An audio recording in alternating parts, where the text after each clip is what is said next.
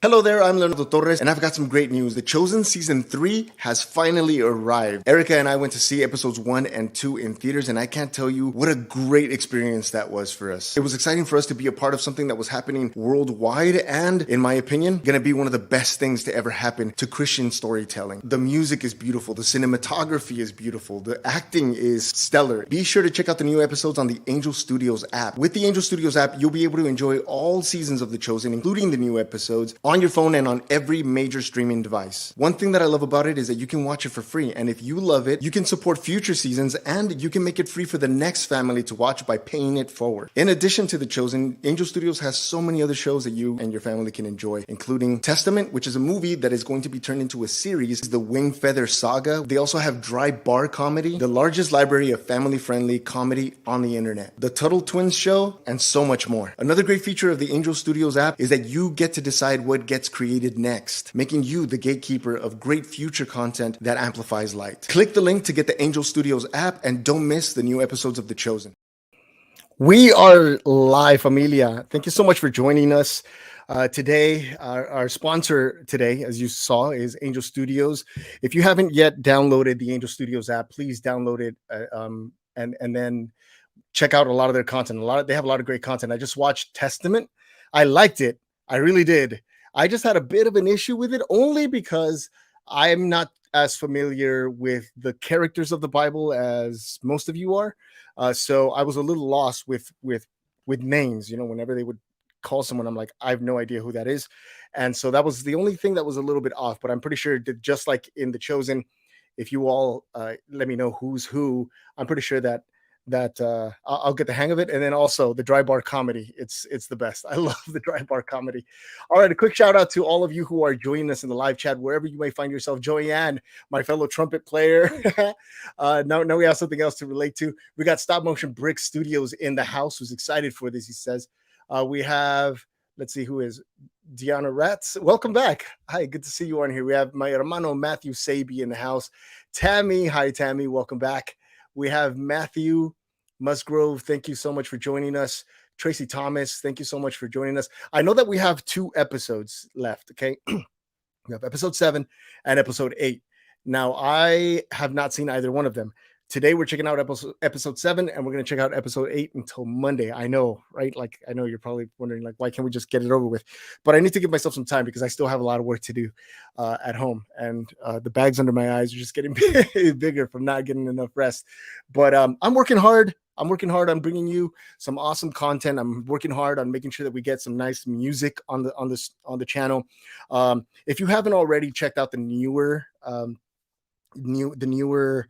content, please check it out. I've worked really hard on the editing, and I'd like to get your opinion on it. Let me know, like, is that too much? Is it too much editing? That's more of my style. I grew up in the 80s, so watching shows like on MTV and seeing all the staticky VHS looking type of transitions and stuff like that is just who I am. I love that stuff. And so if you could check it out and let me know what you think. We're checking out artists like Ben L'Uncle Soul. We're checking out I think we have tomorrow, Strained, what's it called? What's tomorrow? Tomorrow's Thursday, right? Yes. So tomorrow we have Nickel Creek, and then on Friday we have Home Free for my home fries out there. All right. So you're probably like, okay, Leo, enough talking. Just get to what we came here for. I want to say thank you all so much for joining us. We just got here. Wonder. Yes, Lisa, good to have you here. I'm glad you made it. All right, we're about to get started, familia. Let me put this on the stream. And please remember, be nice in the comment section, okay? You can have your opinions. If somebody comes across really strong, please don't shut them down immediately. It's okay. Everybody's entitled to their opinion. Please do the Jesus thing and be kind to each other, okay? Just share your love. And please show respect to the moderators who are doing the best that they can in to try to make sure that everything goes as smoothly and as peaceful as possibly can. The only things I want taken out of the live chat is if anybody's being blatantly disrespectful, if there's any swearing, or if there's any inappropriate comments, because I know sometimes we get bots on here that go and we put we got bots that put inappropriate comments, so we want those. But I'm excited to see what's happening here on The Chosen. Familia, we love you all. We hope that you all have had an awesome week and you have an even better rest of your week and an awesome weekend. I know it sounds like I'm about to finish the video, but I just wanted to get started with that. I want to thank our Father up above who is making this possible and allowing us to get together and learn more about him and his son. And we want to thank the people from The Chosen and from Angel Studios for allowing us to do this. So yes, please listen to Gary and smash the like button. And if smashing isn't your style, then gently tap it. Do a little James Brown, and then as you do the splits, tap it. I don't know, whatever your style is. You let me know what your style is. Here we go. We're going to get started. This is episode 7 of season 3. And of course, this will happen. This happens on my end. Here we go. Thank you, Ben, for contributing. Sound good? Let me know if the sound is okay. I'm going to turn on the...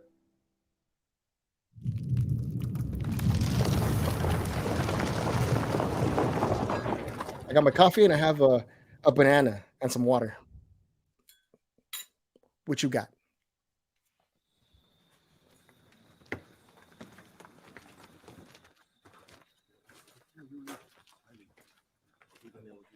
$990 BC. Our Lord Most High's anointed, King David and his queen. Oh, King David. Okay. Rise, please.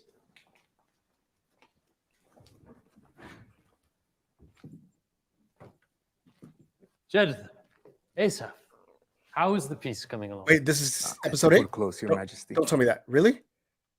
Oh, okay. I'm really glad that I keep an eye on it. I clicked on 7. I don't understand what's going on. Here you go. See, so you see that I'm not lying to you. I've been checking them out. The Chosen. All right, there it is. Resume episode 7. Okay, that was weird. Okay, here we go. Okay, now I know. Now I got a little sneak peek at episode 8. Ears to hear. Okay, thank you so much, Familia. See, this is why you are loved. Oh, captions for you. Oh, it is. It's on. Okay. And the king arose in a wrath from his wine drinking, who went into the palace garden. But Haman, he stayed behind to beg for his life from Queen Esther, for he saw that harm was determined against him by the king. And the king returned from the palace garden to the place where they were drinking wine, just as Haman was falling onto the couch where Esther was. And the king said, "Will he even assault the queen in my presence, in my own house?" This was on the 13th day of the month of Adar. And on the 14th day they rested and made that a day of feasting and gladness. Therefore the Jews of the villages hold the 14th day of the month of Adar. How many Archies for that? For those vocals? Gladness and feasting as a holiday. L'chaim!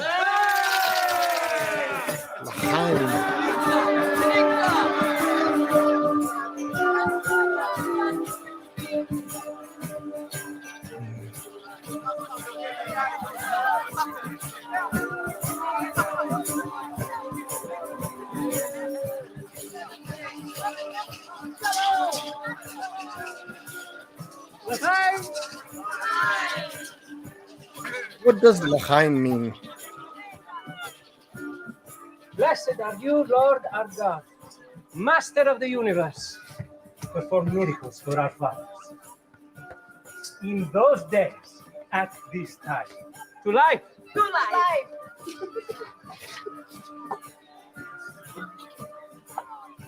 No, you can't. To life. Okay, cool.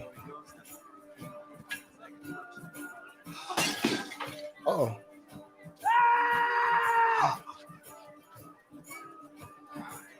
Oh no.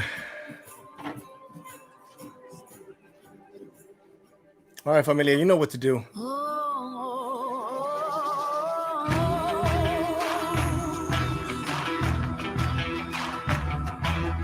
It means cheers, or to life.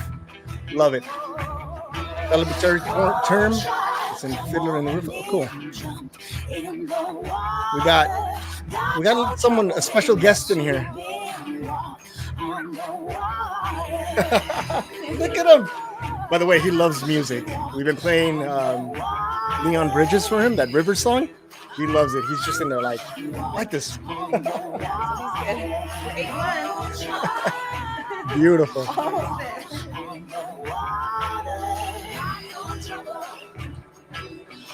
There you go. We got some fish, some dancing emojis. Beautiful. Thank you so much. All right, let's do this. You dragging your feet? I'm not. Every time I look, you're a few cubits farther back than before. Well, I'm thinking and my thoughts are making my body heavy. Can you stop thinking and walk? After what we just saw? All the more reason to move. Don't make this difficult. You think the situation among the Gentiles isn't difficult? Of course it is. Walking doesn't have to be. Ooh, why are you tripping? Or it does. Oh, I hate these. Oh.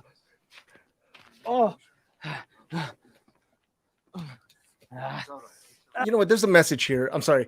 I'm going to interrupt. For those of you who are new to the channel, if you're first time watching, I have to interrupt this. Okay. I have to talk. I have to talk about it. That's what a reaction channel does. We react to what we're watching. Okay. I'm hoping that you've already seen this. Okay. And I know you're excited for me to get to this. And I know that this makes it longer, but I love having these conversations with you because we're taking the story, we're having a conversation, and we're learning together. I learn from you just as much as I hope that I have something maybe to teach you all, or maybe a reminder of things you may already know. It's more likely that because you all are probably 10 times smarter than I am. But it's true. You see what he's saying? He says, look, could you think less? Like all of this is already difficult enough, right? And walking doesn't have to be. Familia, we do this all the time. We need to learn to let things go. We need to learn to get over things as quickly as possible. That doesn't mean ignore them, because there are things that require you to think on them for a minute. There are things that require an hour worth of thought. There are things that require a day's worth of thought, a week, a month, a year, right? Some things do require more thinking, but things like tripping over a stone, the moment you trip over it and you fall and hit yourself, in that moment, the pain, it should be over. You should say, ow, that hurt, and that's it. Not curse the stone, not curse the path, not curse the journey or the destination or why you're on the journey to begin with. Just you tripped over, you made a mistake, get over it. Go. It doesn't have to be harder. The drive to work doesn't have to be harder than it already is just because you left the house, in a storm because you tripped over your kids' toys or whatever happened. Your day at work doesn't have to be made more difficult because your boss gave you a little bit of more extra work than you anticipated, or you got into some kind of disagreement with a coworker. It doesn't have, or maybe because somebody cut you off in traffic. It doesn't have to be harder. Learn to let things go and move on. That is my dad advice. All right, that's it. Let's go. I'm going to go back a tiny little bit just so we can see that awesome acting as he tripped over that stone. Situation among the Gentiles isn't difficult. Of course it is. Walking doesn't have to be. Boom. Oh, that was real. It does. Oh, I hate these.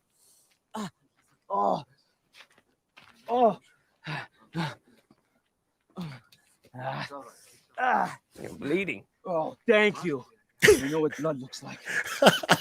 And then we resort to sarcasm. Wow. Just go without me.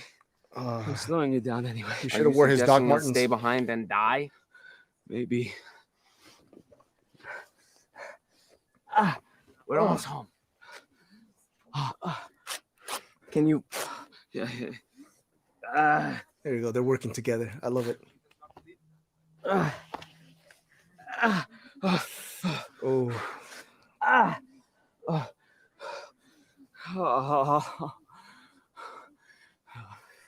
Perfect. Just perfect. What? Blood, carnage. It's a fitting end to our trip to the Decapolis. No one was bleeding. Yes, not from their skin, Andrew, but the whole place was torn apart. Just like this foot. And all because of our teaching. You're the one who's supposed to be made for this. Yes, I thought I was. That's what's so... John caused controversy all the time. Yes, Oh, that's but among interesting. the Jews, Andrew. We caused a multinational crisis on the verge of erupting into violence. Maybe even war. We might have blood on our hands. People might die because of us. Yeah, one thing at a time. Yes, hold here. One thing at a time. It's a little Solid, much. solid advice. We failed in our mission. Messiah gave us his words, and we didn't deliver. And if that doesn't upset you, then maybe it should, Andrew. You'll need a walking stick. He's like, I'm gonna go get away from you for now.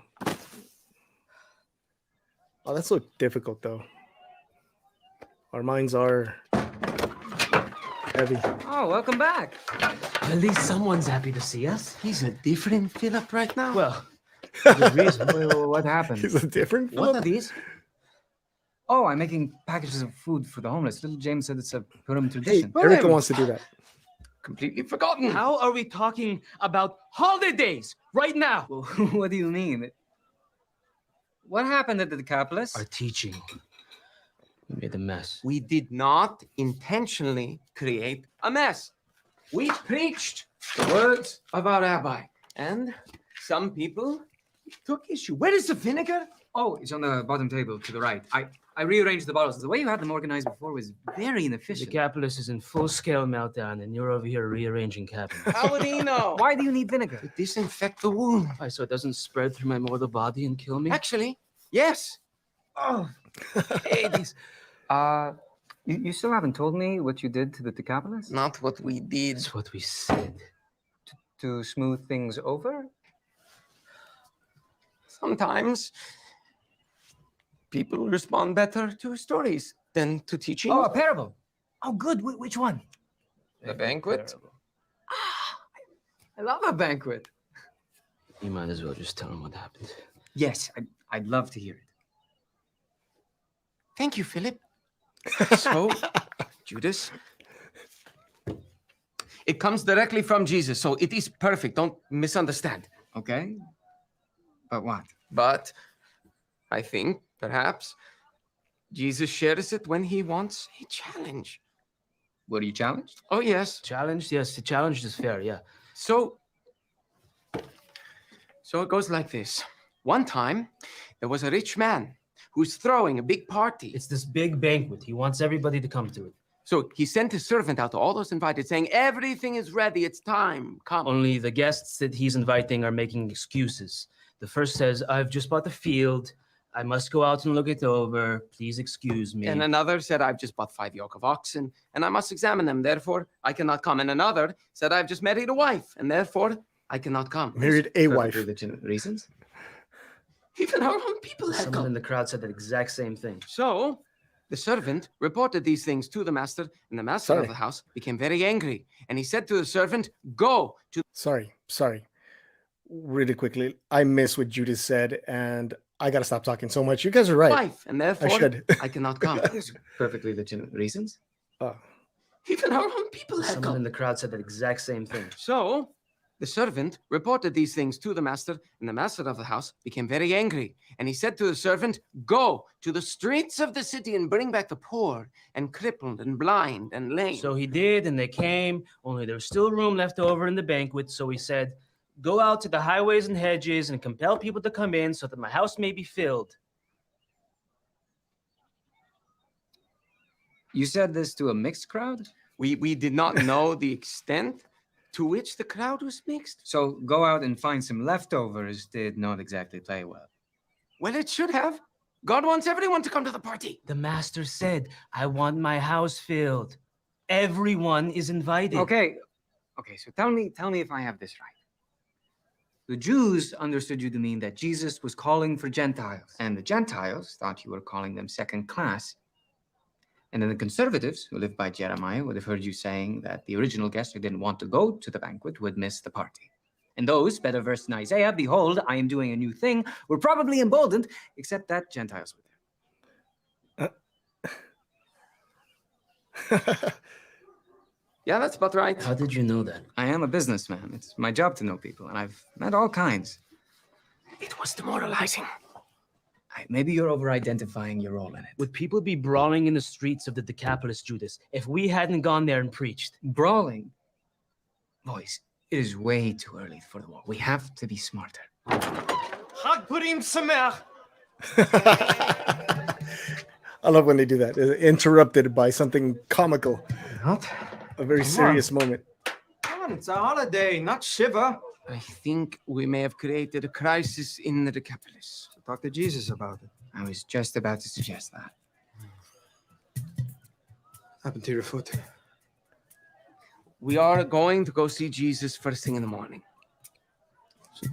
How often does Philip get like this? About twice a year. Just keep my distance. You're sitting right here. No. He's like, yeah, we know.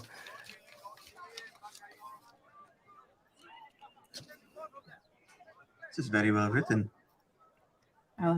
So if I just want to make sure that I understood this correctly, the story is about a king who wants to have a big old feast. He invites all of what would be considered his people, right? The people in the village that he rules over, right? Which actually would include the homeless, right, and the lame. But he's saying that he wants everyone is invited. Every single person is invited, and he wants his house to be filled. But different crowds take the story to mean something else because they bring their personal filters to the conversation and either get offended or, well, they take it the wrong way because their enemies are there, right? Or someone who they consider. So it's either they don't want to be looked at as less than, but yet when they're invited and they see someone who they believe to be less than, they feel like it's not that big of or that's not an important party to be in if they're invited, right? Right? Is that right, or am I off in some way? I think that's the gist of it. But the point of the story, or the moral of the story, is that the king has an open invitation, right? Everyone's invited. All he wants to do is he just wants to fill his house and let everyone enjoy the feast, right? And if I'm not mistaken, that is supposed to be some form of analogy for God wanting everyone to be with him in heaven, right? For Jesus making the open invitation to everyone, not just to Jewish people, but to everyone: homeless, lame, the sick, the poor, the beggars, the people outside. I would say that it would even include atheists, right? He's probably inviting atheists over to join, right? Oh yeah, but this is the other thing that thank you for reminding me. The other thing is that they find excuses, right? Like we find excuses to not go to church, right? Or to not do the right thing because we're busy doing earthly things versus going to the party and enjoying it. All right, cool. All right. Thank you very much. Let's go. Just have to trust you on that. You cannot read? That must be very limiting. Wasn't my choice. You could learn. You're very intelligent. It's like a backhanded compliment. Thomas. Hello, Matthew. Did Drama return as well? Hey, how did it go? Wait a minute. I'm not going to pay attention because something just came to me about that. The people that he originally invited, the people who actually follow the laws of the land, who contribute to the land, or who consider themselves to be, members of society are rejecting the invitation. They're rejecting the invitation and is saying, okay, just go and find anyone you can find. And there are people outside of it accepting the invitation and coming, versus the people who are invited by default, if you will. There's that element too, I think. I'm not sure if I'm explaining that correctly, but it would be like, okay, if I had a party and I said everyone's invited, naturally everyone in my family is invited, right? And I'm looking to fill my house up with people in my family. But my own family is finding excuses and rejecting the invitation. So then I say, that's cool. Go ask the neighbor and anyone you can find, the homeless, or go ask the neighbors, and all the neighbors come. But then I still see that there's plenty of food to go around. So let's go outside of this community and let's go to the neighboring town and invite anyone that wants to come. While the people that it was sort of intended for are rejecting it or finding excuses, there are people outside who are saying, yeah, sure, I'll go, right? And enjoying what the king has to offer. That's interesting. Yeah, that's interesting. Okay.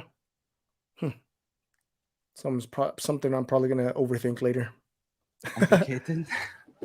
Where's Rema? Did her dad say no or something? I mean, he didn't say no. Oh, no. Rema stayed behind in Taldor. Oh. Well, at least you're back, huh? Huh? Thomas.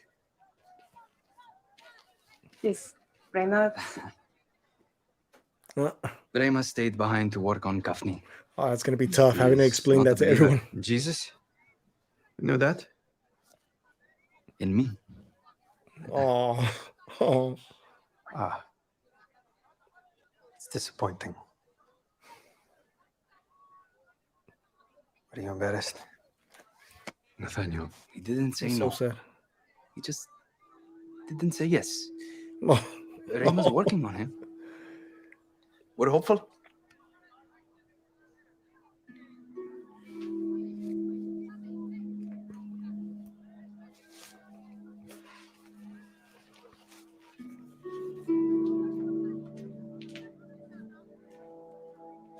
Wait. Thomas. So, the good news is we got the ash. The bad news is the townspeople now think that the followers of Christ are up to some scheme. The followers of Christ. Did I miss something? Thomas is back. And we were just wondering how it went at the market. We bought more than half of the vendor supply of sulfur.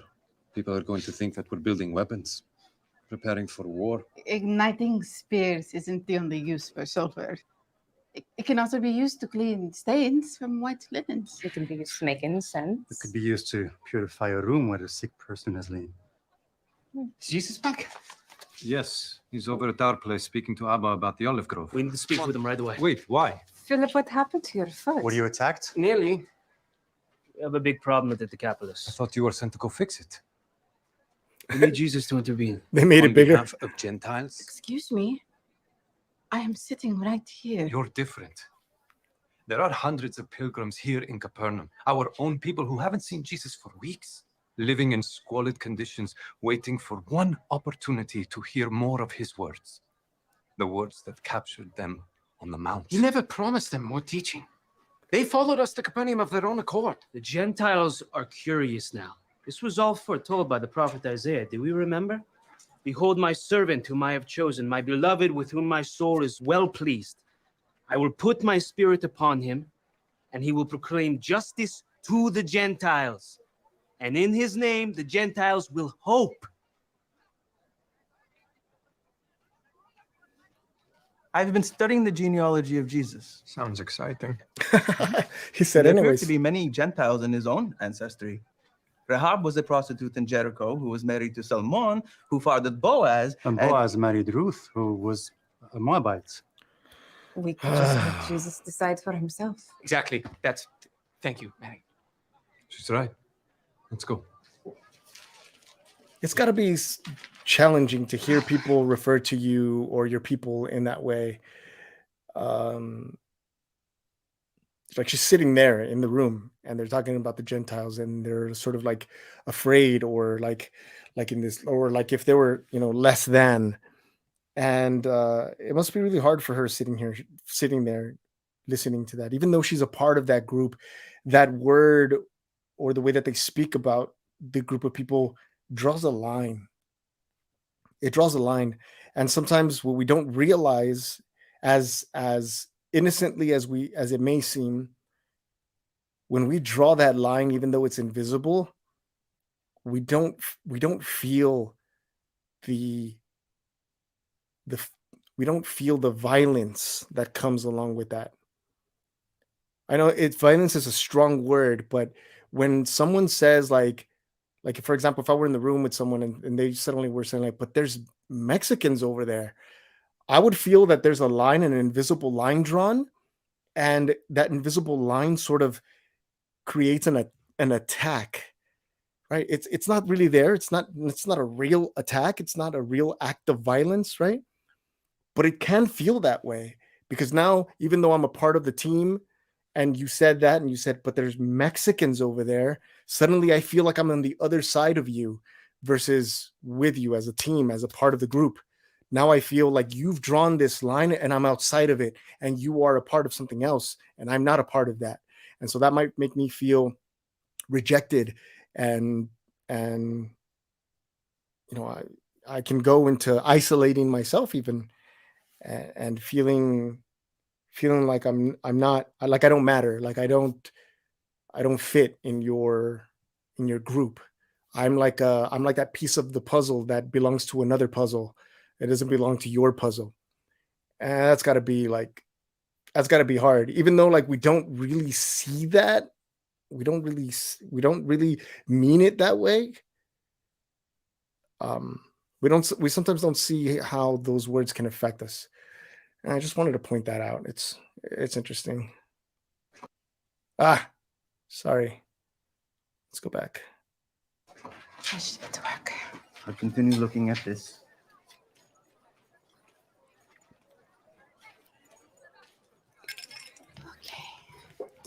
And Matthew was just trying to help, but he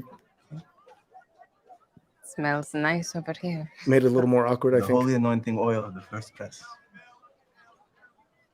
Sad news about Thomas and Rama, huh? It is. Matthew, I have something I wanted to ask you. You do? Yesterday, I was upstairs and I was moving some things around, and I came across a box with prayer tassels inside. What are you going to ask me about them? Why were they hidden away? Why is it unimportant? They were hidden for a reason. Did that occur to you? I put them back, of course. It was an accident. I told you. I just wondered. Oh. I'm very glad that you were staying at my old house, but I would ask you to please not go through my personal belongings anymore. Matthew, wait. Misunderstanding there again. Sent by God. Those were his exact words. Yes. Parentage? He claimed to be of the house and lineage of David. No, I mean his father's house. Jesus, son of whom? Oh, he didn't say. Origin. What do you mean? From whence he hails. Jesus of what? Oh, I didn't ask him. You just gave him the money. Yes. My sympathy for your loss is dwindling. His preaching was powerful, like nothing I've heard before. Did he perform any signs or miracles? No. Was he surrounded by loyal followers? He was alone. He said he's going to build an army outside Beersheba in the Negev. And though I'm clearly too old to fight, a 50 shekel donation will help his troops craft weapons. Thank you for your report. You're not going to open a formal inquiry? There are countless such con men swindling people all over Judea, and Jesus is a common name in our nation. If we started an inquiry, where would we stop? But you seemed eager to accept an audience with me. This is not the swindler I'm looking for. Oh, now you make it sound like it is my fault. I was defrauded. Oh, no. I am sorry. Oh. You're free to go. Oh.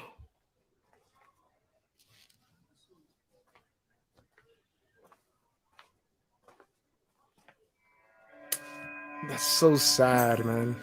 Human beings.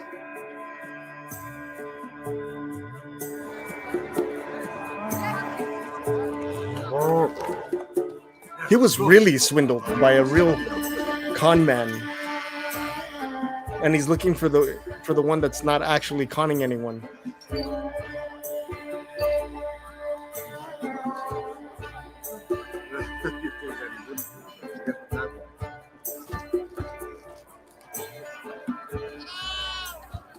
I think you will be very pleased. We will make our decisions.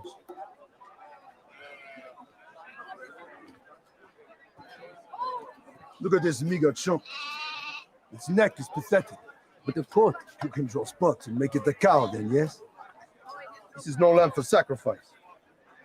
You guys sure know your stuff. Well, that part on the back is called a chump? Who knew? Who are you? This is a Gentile. This is. You are not permitted here. He accepts it. Are you eating? Oh, what, this? Yeah, well, I was going to, but the smell. This is outrageous. These are sacred grounds. Everything must remain kosher. I will have you brought before Caiaphas. Don't do that. I'm here on Pilate's business. I can see you're upset. Look, all I want to know is who is the authority around here on troublemaking? Rogue preachers. Specifically in Galilee, anyone? Anybody talking about anything unusual? Give us one good reason to tell you. He did already.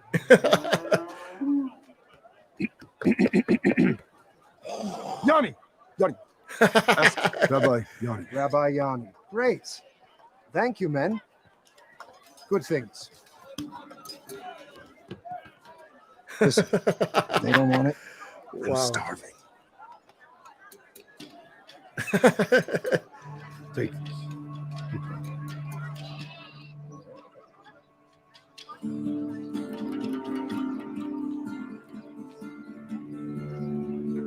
Wow, that cello.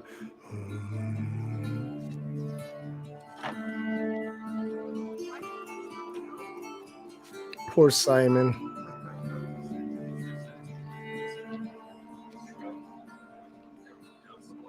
You have to have guts for that. What are you doing here, Jew? Ouch. See, that's the thing. I was just walking and I ended up. You don't just end up in the Roman Quarter. How did you get past the guard? I didn't see You're it. coming with me. Canius. What's going on? This Jew somehow got past the gate. I'll handle it. I'd like to interrogate him myself. Are you sure? He's nobody. Go to the entrance and make sure Antiochus is posted in. This never should have happened. I want to know where he was. Yes, Prim. Oh, goodness, man. Come on. Human beings, can we get our stuff together now, please? Do not make a sound until we get inside. Could we grow up?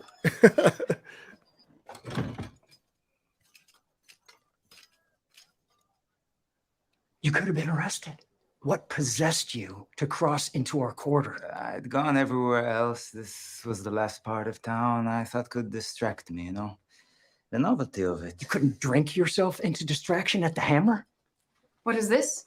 The Hammer. It's nothing to worry about, Livia. But it's not yet the end of the day. I needed a private place to interrogate this Jew who was trespassing. I mean no harm. Are you the doctor? The what? Gaius said there was a Jewish doctor or something that might be able Livia, to... Please furnish this man with one of my cloaks. I don't want any more trouble while I see him out of the quarter. I love the language Do you there. know the Jewish doctor? Can he help Evo? Simon, this is my son, Marius, and Evo is our... Yeah, you mentioned the son of your servant. He's my best friend. He's really sick. All right, Marius, that's enough. Let's go to your room.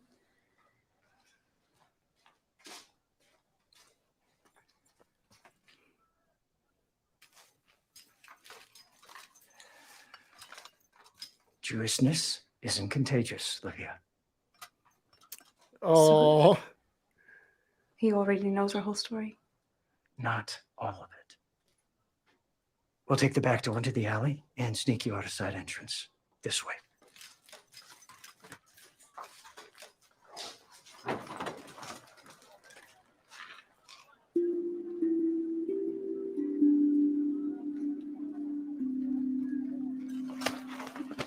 He hears he has his 333s, right?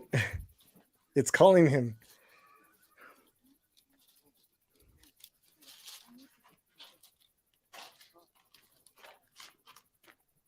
Mary, Matthew, please forgive me. It was none of my you aren't business. the one who needs to apologize. I'm very sorry for my outburst.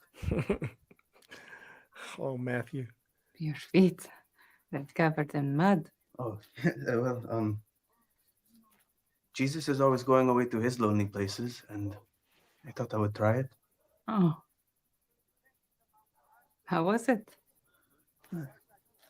Barely stepped out into the fields before I found myself trudging through mud. I took it as a sign to come back and apologize.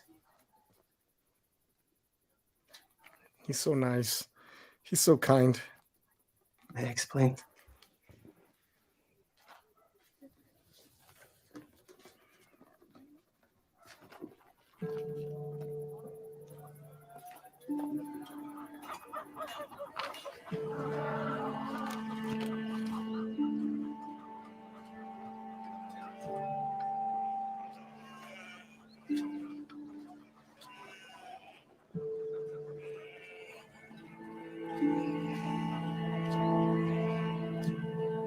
Look at those colors.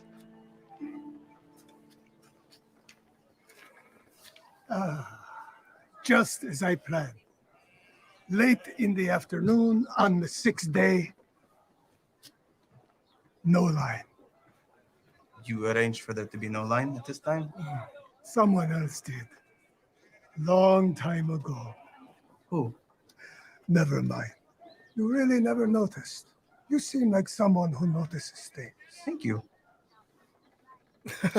He said, Traffic thank does you. slow down late on the 6th day. Because everyone is at home preparing for Shabbat. Shouldn't you be doing that? Shouldn't you? Are you here to satisfy your tax requirement? Why didn't you want there to be a line? Maybe I wanted all your attention for myself. Besides, who wants to wait in a line? I am Matthew, son of Hazan from the tribe of Benjamin. We only require one name and one ancestor. I know that. Maybe being from the tribe of Benjamin is the last thing I have to be proud of. What tribe are you from? I don't discuss those things. He was the favorite of Jacob's 12 sons. I thought Joseph was the favorite. Ah, you do discuss these things, huh? If he wasn't the favorite, at least he was the baby of the family and the only other son born of Jacob's true beloved, Rachel. Something's not right. You might say that. Your adjusted income from last year is not commensurate with the amount you owe. Did you come into a large sum of money? No. Your tax liability is the highest in Capernaum. I don't even think it's possible to have incurred this much debt, even in a sudden change of fortune. Wait a minute. What are all these reassigned figures and transfers? Son, I do not have many more days left on this earth. I can't believe what I'm seeing. Oh, that. I bought all the debt of my children and my family and put it under my name.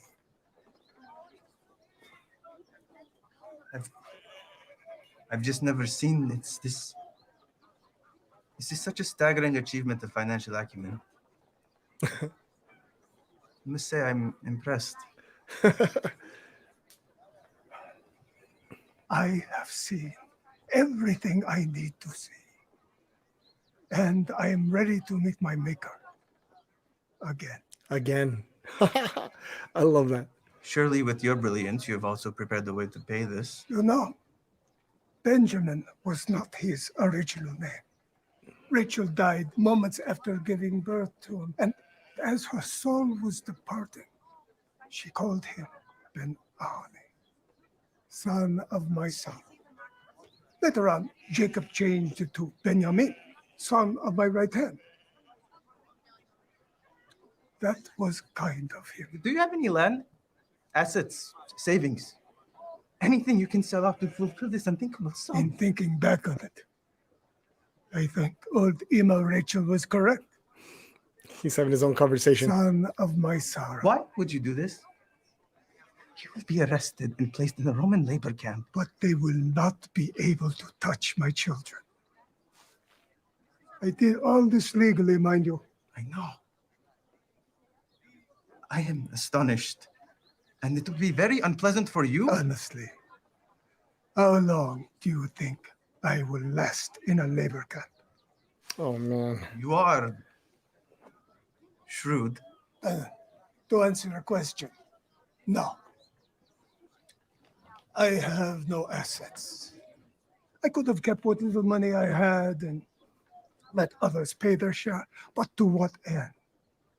To watch them struggle as I have struggled my entire life as a shepherd? I thought human sacrifice was against our religion. But symbolic self-sacrifice is not. Besides, I will not be the one running the sword through, huh? Though I take no pleasure in doing this, I have no choice but to place you under arrest. I understand. Thank you. He was hoping.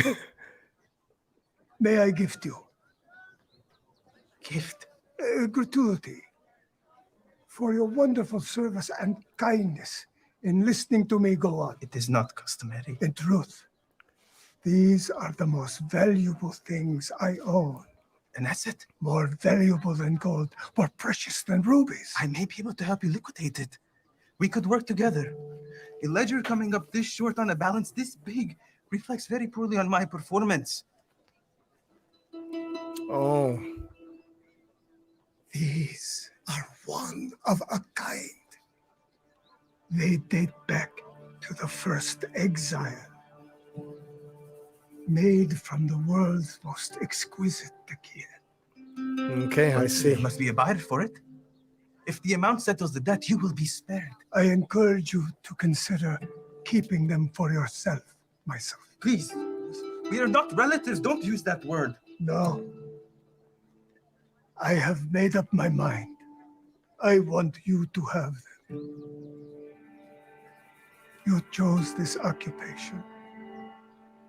I know you have no use for these now, but someday you might need them. That is very unlikely. Is it? We'll put these on the market and see what we can do. Officer, I confess.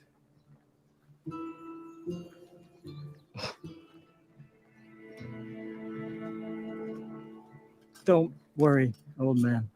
Someone will come to collect you.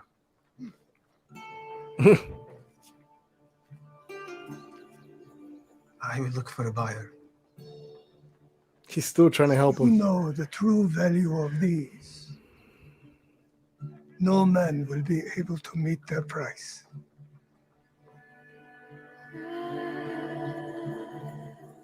Shabbat Shalom. What are they exactly?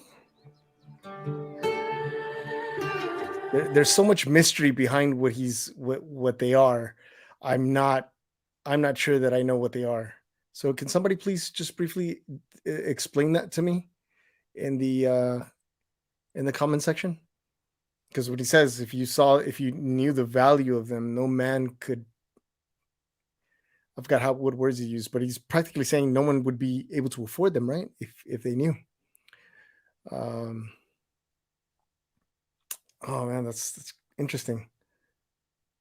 The episodes explains them later. Okay. Thank you. I'm sorry. All right. All right. Let's get to it. Got it.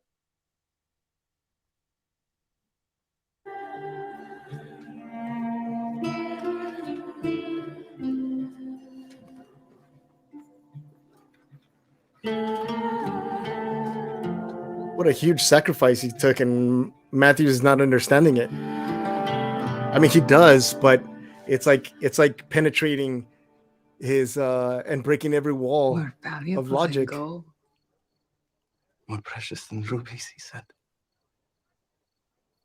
I kept them to respect the genius of that man. I also kept them as a reminder of the sins against my people. Why? I want to understand things, Mary.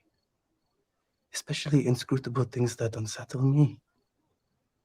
And this was the most mysterious of them all. I have so many regrets.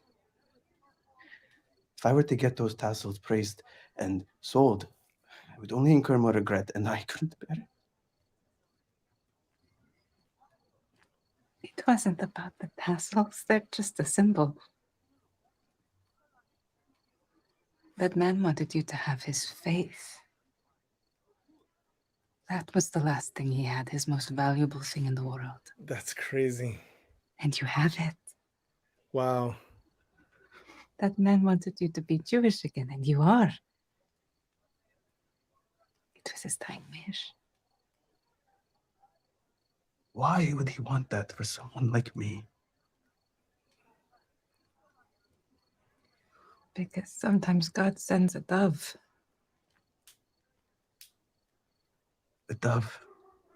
Oh, I said above. A dove. I never told anyone this before, but the day I met Jesus was the same day I was ready to end my life. What? I was going to leap from a great height when a dove caught my eye. I couldn't resist following it. It's my 333s. And it led me to the place where I met Jesus. That old man was your dove. Does anybody out there have their dove? What's your dove? I'm curious to know. The last week, really quickly, just briefly let you all know. Last week, Erica and I ran into 333s everywhere. It was too much to ignore or too much to call a coincidence. License plates. You might see one that has like a 733 or 833, but we saw about 4 or 5 of them. I think it was 5 that ended in 333. 333.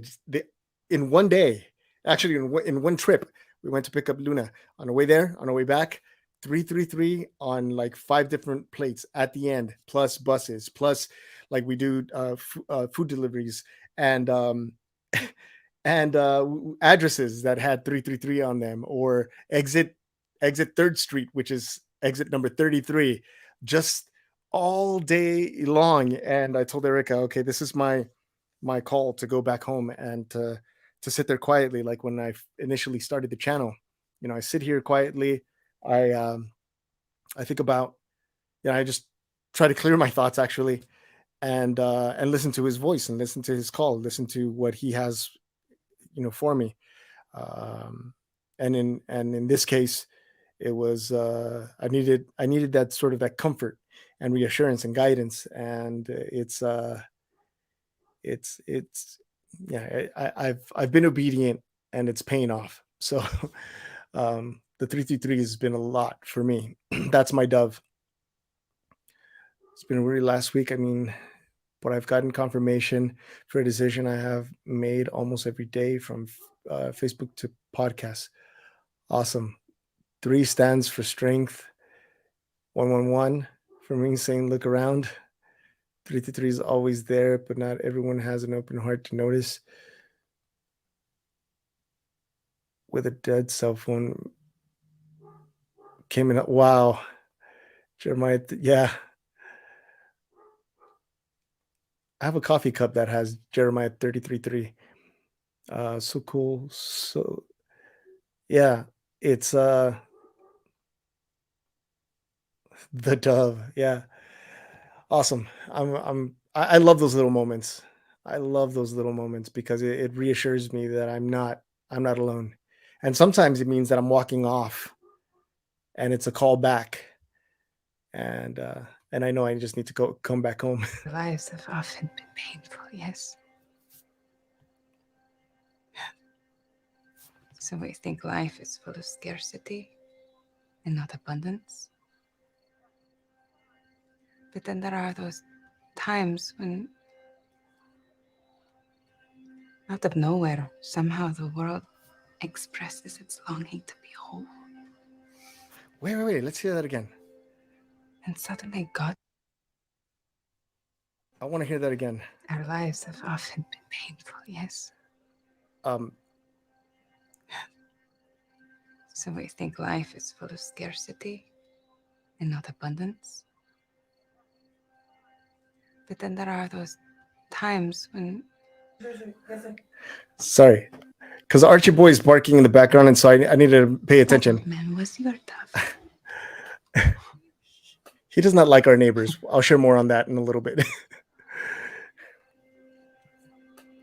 Our lives have often been painful, yes. So we think life is full of scarcity and not abundance. But then there are those times when, out of nowhere, somehow the world expresses its longing to be whole. And suddenly God steps in. What? I'm sorry. I'll let it finish, but I need to process this slowly.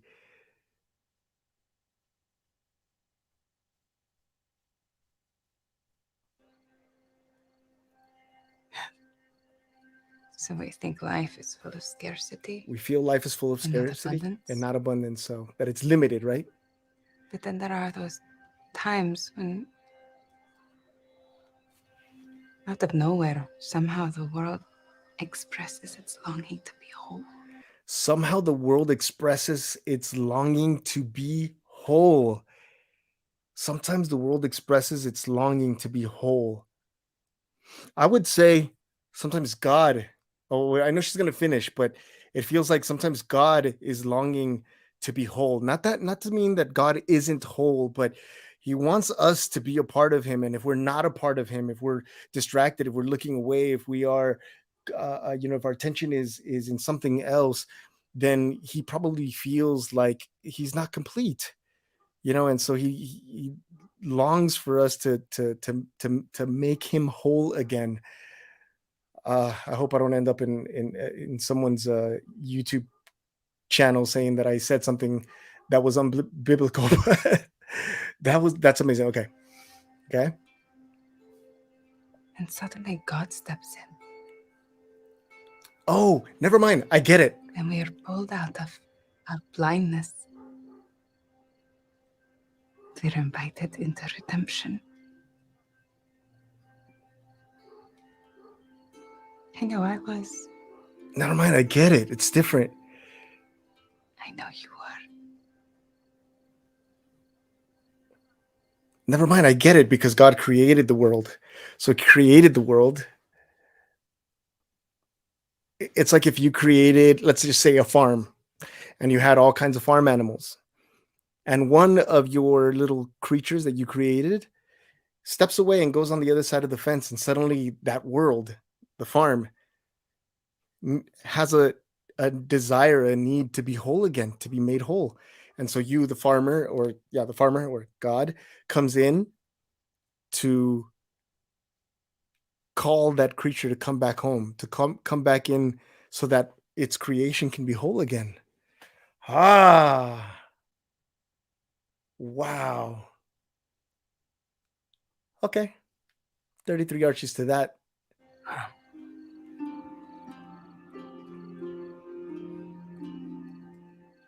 I don't know what to say. Don't say anything. Even if you don't say anything. Why ruin it with words? Right? I know you have Right? felt unworthy. Matthew. I know you felt unworthy. But it's time to add a new accessory to your clothes. Oh. Or rather, an old one. Oh.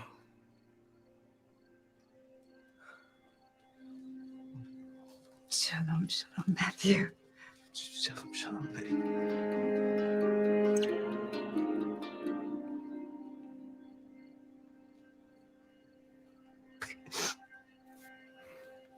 Yes. Wow. Put your hood up.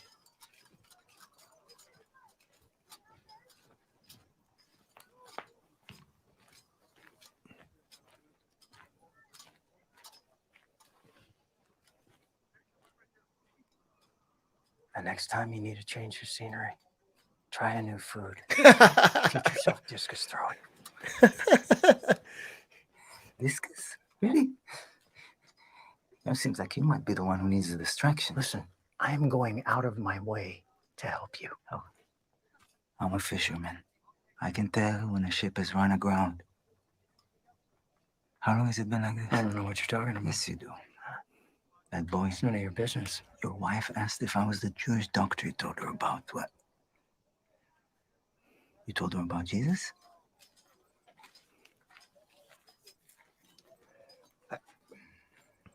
I mean, the boy's been sick for almost a month, and he's getting worse every day.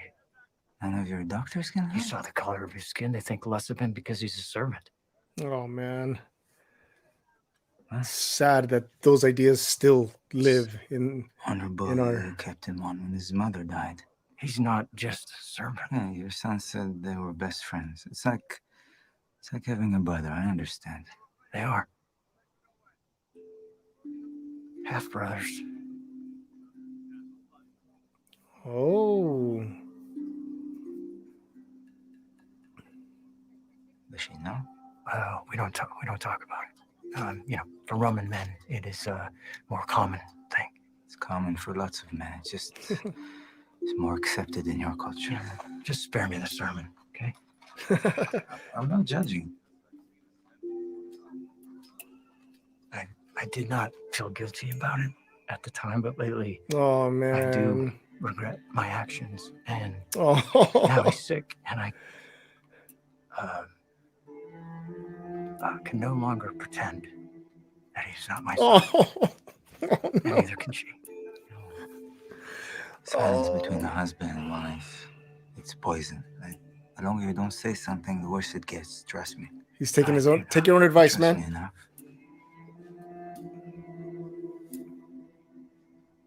Just stick to your side of the street, Simon. Fine.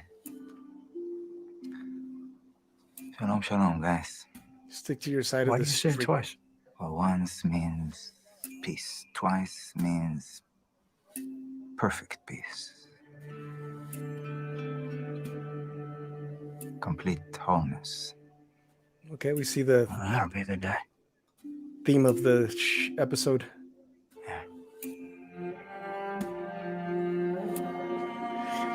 It's interesting. I love the writers to this show. Here we go. I'm going to tell you why real briefly, and then we'll jump back on it. I love the writers to this show because there's a perfect balance here. They're showing us this strong message of division, right? Gentiles. Then she felt like she's like I'm sitting here. Oh man, I'm terrible with names. I need to really Rayma's the other young lady. Ugh! I know you're gonna help me, and I'm gonna hit myself in the forehead for not remembering her name. But she's like, "Hey, I'm here," right? And she feels that division, right?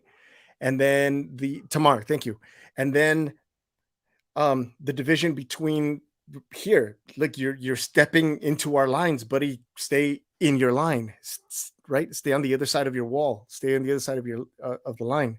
You're not one of us. So there's like this strong presence of division and groups that have been like set apart. And it started with Philip and Andrew walking and talking about how one simple message that was supposed to mean something with regards to God's kingdom, each person brought their divided mentality into it, right? They brought they separated themselves from the other group and had their feelings about that. So there's like this strong like lines, division, and then these small little subtle hints of the kingdom bringing us to be united, of us letting go of these silly ideas. It doesn't blatantly say this, but it's very subtle, like shalom, shalom, right?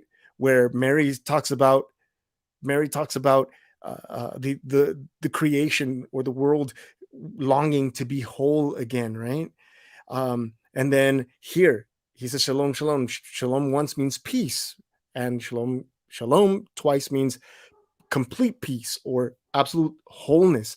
So there's like obvious division and a longing for wholeness. I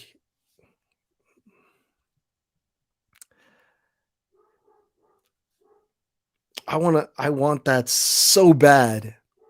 I want that so bad. And I've been experiencing that on the channel lately. I'll probably go a little bit more into detail with that. If it's okay with you, if I have your permission to be a little more detailed and talk honestly and openly with you all about the things of the channel. With regards to like the Christian music that we've been listening to, it feels lately that there's less interest in the Christian music, and I want to be able to touch on many topics and touch many people. Sometimes I feel limited because I feel like I cannot listen to music, secular music, and create a space where people who are not Christian can come and check out the channel, and then maybe check out the other Christian music and see what that's about, and maybe see the space that we've created and the spirit that we've created, where we're open to each other's ideas, where we're open to sharing, the love of Christ with one another, even outsiders.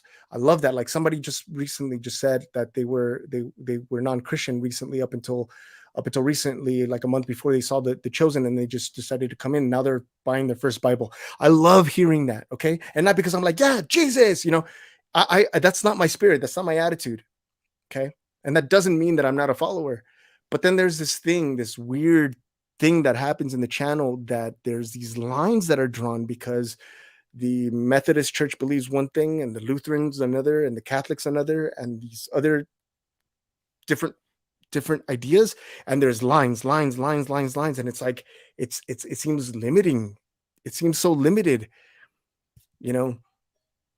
and I would love nothing more than to be able to listen to whatever I want to listen to, of course, respectfully, not non-Christian and Christian, and that everyone comes and joins and they experience the music with me, and that if there's a conversation to be had, that we can have a conversation, and that we can all be open to those things. So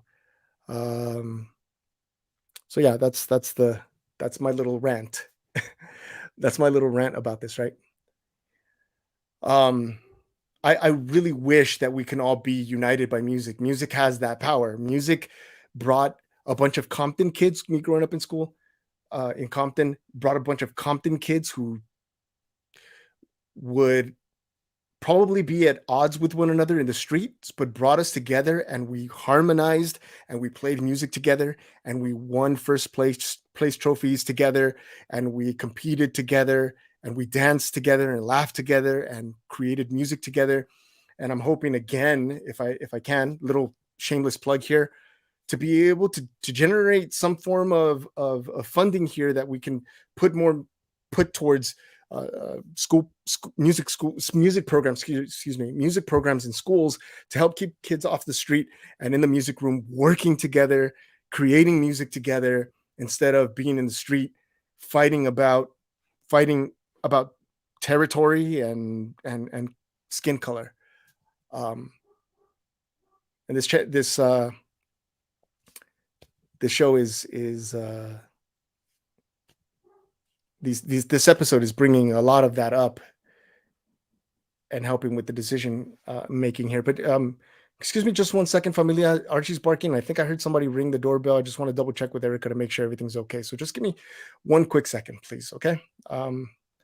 Just for now, just hello there, I'm Leonardo Torres, and I've got some great news. The Chosen Season 3 has finally arrived. Erica and I went to see episodes 1 and 2 in theaters, and I can't tell you what a great experience that was for us. It was exciting for us to be a part of something that was happening worldwide, and in my opinion, gonna be one of the best things to ever happen to Christian storytelling. The music is beautiful, the cinematography is beautiful, the acting is stellar. Be sure to check out the new episodes on the Angel Studios app. With the Angel Studios app, you'll be able to enjoy all seasons of The Chosen, including the new episodes, on your phone and on every major streaming device. One thing that I love about it is that you can watch it for free, and if you love it, you can support future seasons, and you can make it free for the next family to watch by paying it forward. In addition to The Chosen, Angel Studios has so many other shows that you and your family can enjoy, including Testament, which is a movie that is going to be turned into a series, the Wing Feather Saga. They also have Dry Bar Comedy, the largest library of family-friendly comedy on the internet, the Tuttle Twins Show, and so much more. Another great feature of the Angel Studios app is that you get to decide what gets created next, making you the gatekeeper of great future content that amplifies light. Click the link to get the Angel Studios app and don't miss the new episodes of The Chosen.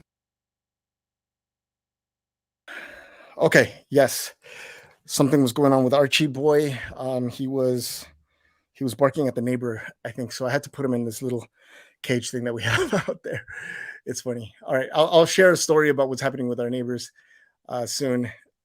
Or after this, so just bear with me. Okay, enough of that. Let's continue. That's a little bit of insight into Leo's world here. So we'll now you know what we want for this channel, and hopefully that I can get everyone's help with that. I hope people can truly see what the channel is doing in people's lives, and that we can continue to listen to awesome music. I'm going to try my best to create better videos that are more engaging, that will explain music, that'll bring us together, all of that. Okay, I have to run. Here we go. Let's finish this off. I love where this is going, by the way, too. I think it's a great idea, especially to have them on before Rabbi arrives. Yes. Just tell me how to tie them. It would be faster if I just do it for you. Oh, I don't like to be touched. Thank you. No problem.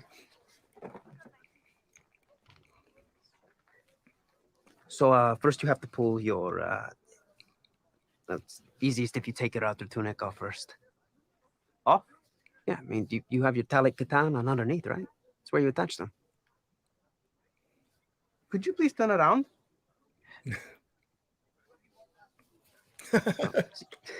Sure thing.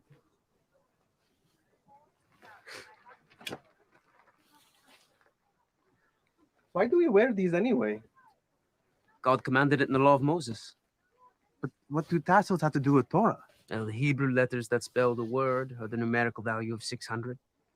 Plus there are 13 knots and threads used to make the tassels. And there are 613 commandments in the law. See? Got it. 613.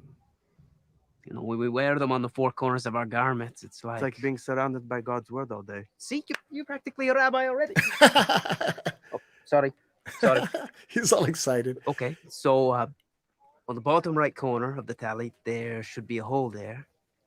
Oh, yes, I see it. Okay, you take 3 short strings and 1 long string. The blue one? Yes, the blue one is longest. Okay.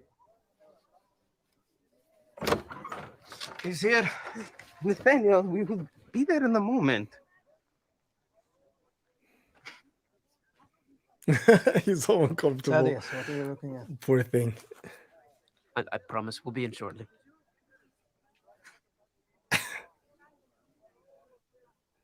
Never mind all the other strangers that are walking by behind him. You okay? Just, he's just so rude sometimes.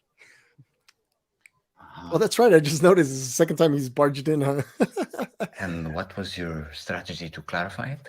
Run away? Well, we told, we tried to tell one of your parables. Parables? Good. That's what I would have done. Which parable? The the banquet. You know, the one where the guests give excuses not to come, and so everyone else gets invited. You chose the banquet? People get upset by that one. Of course they do. Well, if it makes you feel any better, we first considered the wheat and the tares, but we thought better of it. I already told you. Some people wouldn't understand that parable. I'm not even sure I understand the wheat and the tares. Give it time. The problem is that they did understand the parable, and it caused fights in the street. Fighting between Jews and Gentiles. Leander's told us it's getting worse every day. The prominent Hellenistic priest has changed his ways, which is good, but when he abdicated his duties as priest and leader, others tried to fill the void. And so projects are going undone, and people are just angry and blaming each other for everything. It led to stealing, fights in the streets. Many people are actually leaving their homes to escape the violence. That's the environment you suggest sending us into? What part of the parable caused this fight to break out? The people outside the city, the ones on the highways and the hedges, the last to be invited and the last to accept the invitation. That's what I suspected. Speaking of which, the highways and hedges, does that actually refer to Gentiles? He who has ears to hear, let him hear. We leave in the morning. Everyone go home, gather your things. We take to the highways and the hedges before dawn.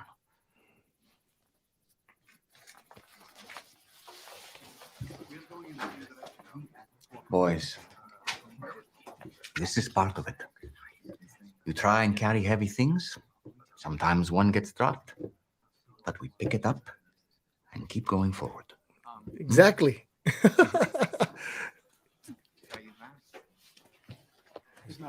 No need to dwell on the fact that you dropped it. Just pick it up and keep moving.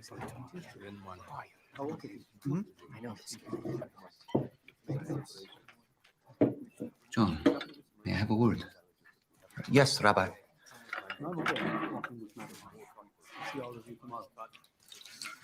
I can do that. This isn't going to be easy. I'm sorry? The Decapolis will be perilous. The hearts I must reach there are hard, Jew and Gentile alike. Our time will be fraught. We are ready for anything, Master. We have Z. I can ask my father to come along for extra help. He's good with crowds. I want you to stay behind. Huh? The rest of us will leave in the morning. You will stay and wait.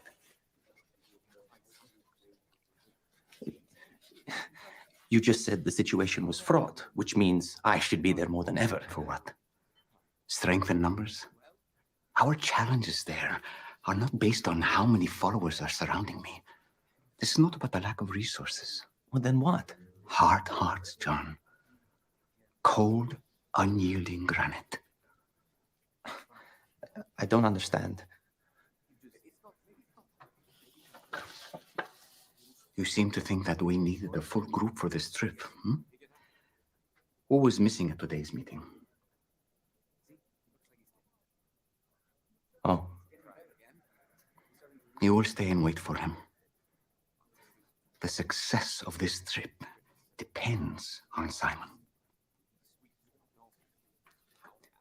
Master, whatever it is you need, I can provide. Waiting for Simon is what I'm asking you to provide. Simon is distracted. He's not himself. Something is off. Maybe it's better if he stays behind. John, I love you. But that's not the approach I take to people in pain. You should know that by now. What about one of the others? Wouldn't it be better if one of them... You've known Simon since childhood. But what about Matthew? They were able to work together to find Mary in Jericho. Did you think that pairing them up for that task was a good idea at the time?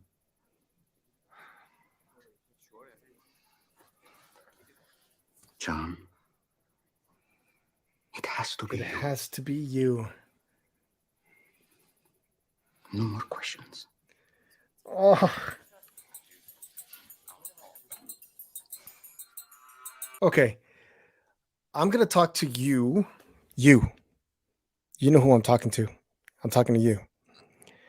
Those of you who are kind, gentle, patient, loving people who, unfortunately, the world sees past, who the world rejects, who the world does not consider, who the world fights against, who the world dims your light.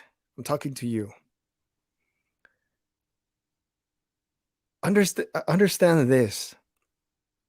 Life is hard. It's really hard. It has its challenges.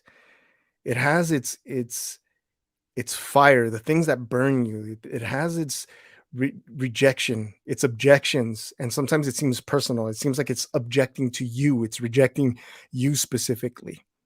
And even though you may wish that you had a better life, an easier life, even though you wish that people were as patient with you as you are with them, even though you wish that people were as loving to you as you are with them, that they are as considerate with you as you are with them, even though you may wish that things were better, I think that message was for you. It has to be you. This life that you're living, this challenging uphill, pushing a rock uphill life that has been given to you, the loss that you've lived, the fear that has consumed you, but you somehow overcame, it had to be you. It had to be. Anybody else would have probably fallen apart, and the fact that you're still standing just shows that God trusted you and only you to go through that.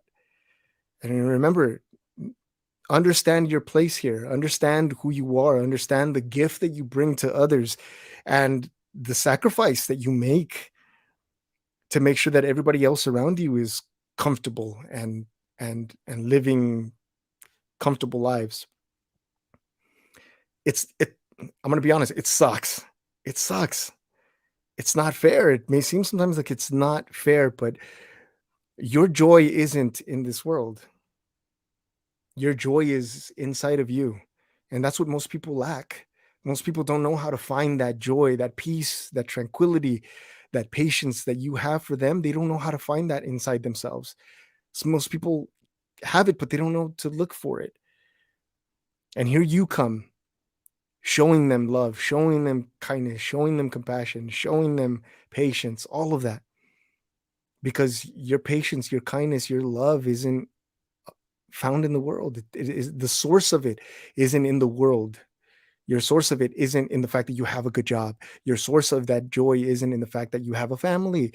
Your source of that joy, of that peace, of that tranquility isn't the fact that you have, a church to go to. That source is in you. And if I know anything about the dark one, is that it likes to make things harder for you because you shine the brightest. So the message is keep shining. You shine. The world will try to dim your light. You just keep shining. You keep shining. And you might say to God, I'm tired of this, Grandpa. And he says, well, that's too bad. You keep shining. So you keep shining.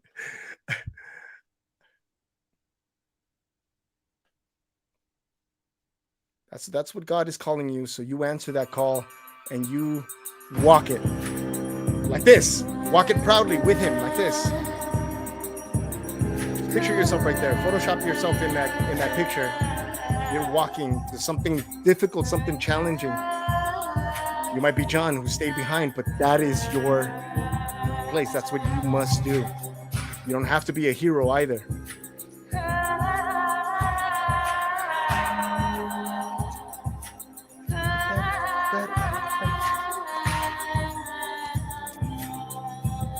Oh, I love this. Where's your brother? Is he okay? You've got the hands full without worrying about it now.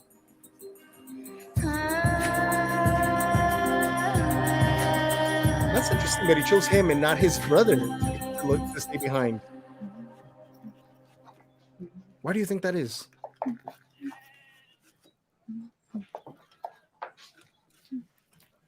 Shalom, Simon. What are you doing here? Did you sleep in? I didn't sleep at all. Why? Where's everyone? They left before dawn for the Decapolis. No one told you? If you run, you could probably catch up with them. I'm not much of a runner.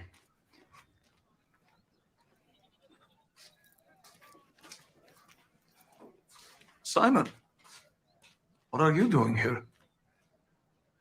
I'm having a cup of water. I'm thirsty. Why aren't you on your way with the others? Did they tell you to stay behind and look after the women? I didn't know about the trip. I thought Andrew and Philip went and sorted it out.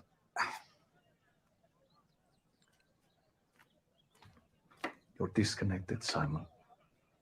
You have no clue what's going on. You rebuke me, Zebedee? Abba?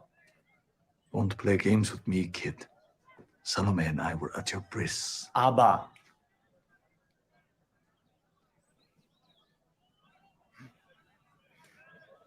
Wow. I've never seen him like What's that. gotten into him? What's gotten into? Oh. Just go get your things. Hi. I travel light. What are you doing here anyway? I came here to wait for you. Really? Oh, believe me, it was not my choice. If it were up to me, I would have left you behind. Oh, did someone eat your breakfast, John? What have I ever done to you? It's what you haven't done. Someone eat your breakfast. This again? You miss meetings. You hang around all night with a Roman official. Your wife doesn't even know where you are. So leave me behind, like chaff in the wind. I can't.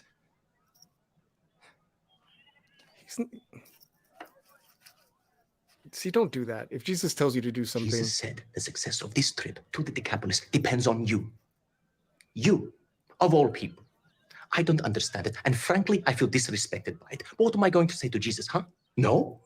Yeah, you could. You know I can't do that. Yeah, Kathleen, you're right. Let's go. We're supposed to do things like we're in worship of him, right? In his love. And he asked him to do something specifically, and he's not doing it with love.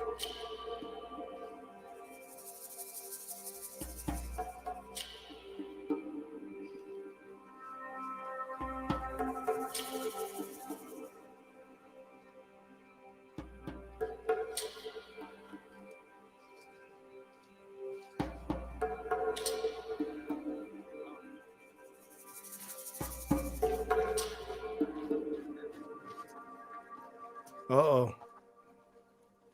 Andrew, Philip.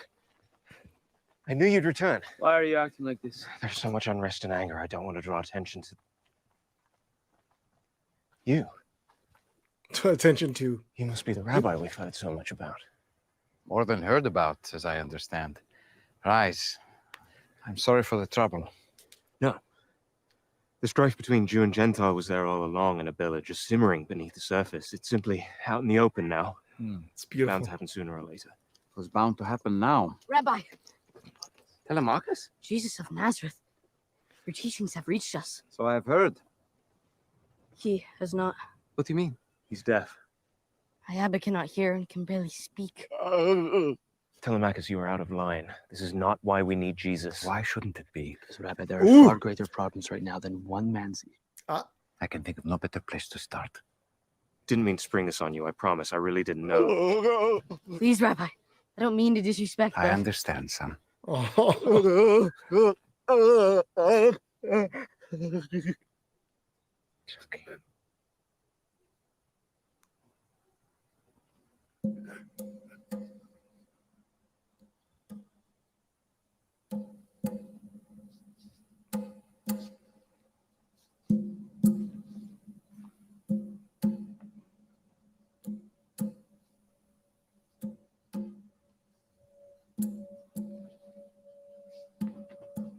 It's funny that he said, "Those who have ears, let them hear," and then he said that we're going to take to the highways and the hedges. Ephatha, be opened.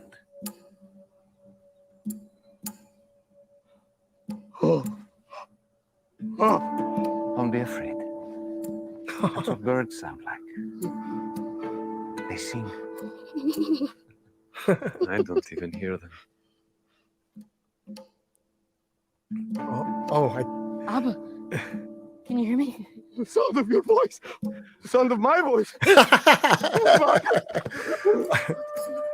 Oh.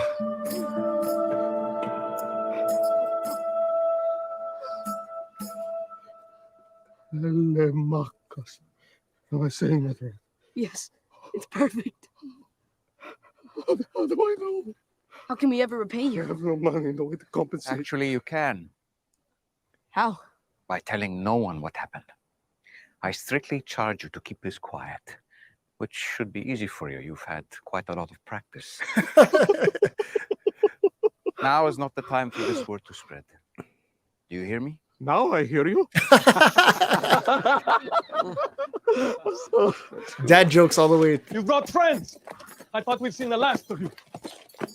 Consorting with Greeks, I see. Nishan, they're here to bring peace. Nishan is a healer.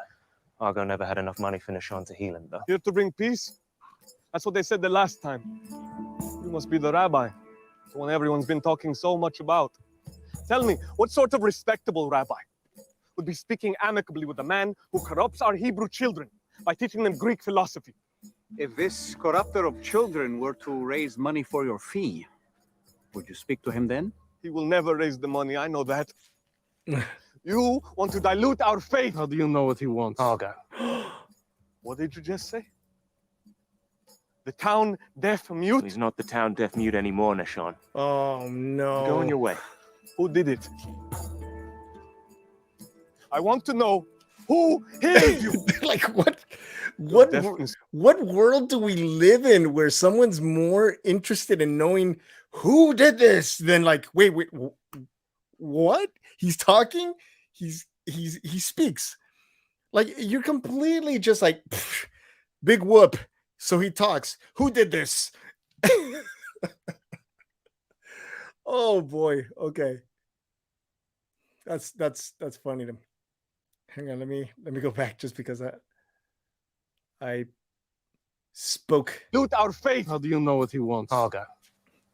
What did you just say? Did you just town speak? Deaf mute? He's not the town deaf mute anymore, Nishan.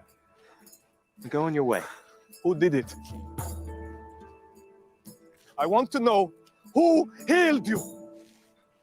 Your deafness was no doubt punishment for some ghastly sin committed by you or your parents. Come on. And I want to know who. It doesn't work that way. Oh, then how does it work?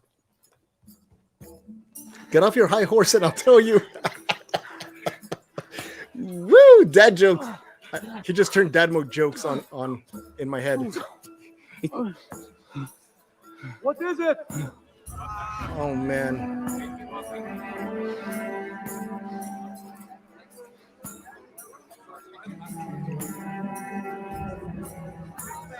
Ho ho! What have we here?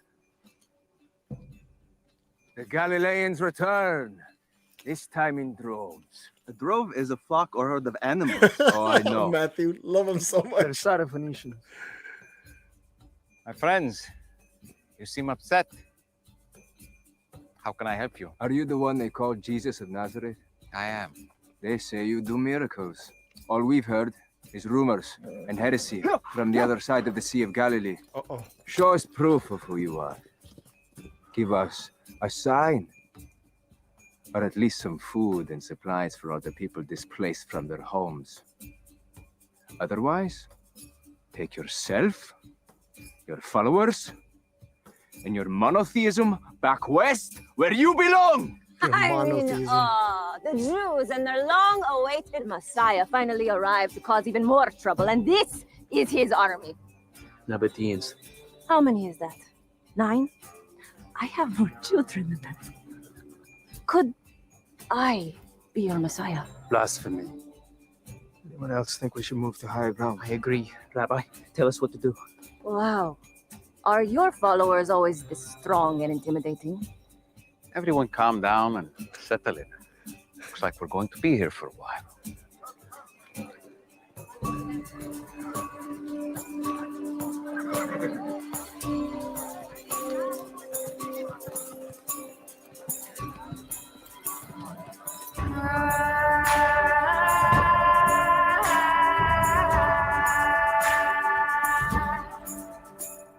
Welcome, Drake.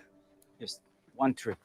One errand out of 1,000, and this is the time I can't miss. You said you go with him to the ends of the earth. Yeah, that doesn't mean every time he goes somewhere. And the Decapolis is hardly the ends of the earth. Didn't say it was. You know, I'm remembering something you told me in Samaria. I prefer not to talk about Samaria, if that's okay with you. That field he tricked you into cultivating for a Samaritan to correct your prejudice. It was not a trick. I'm not exactly fond of that memory, Simon. Melech, with a broken leg.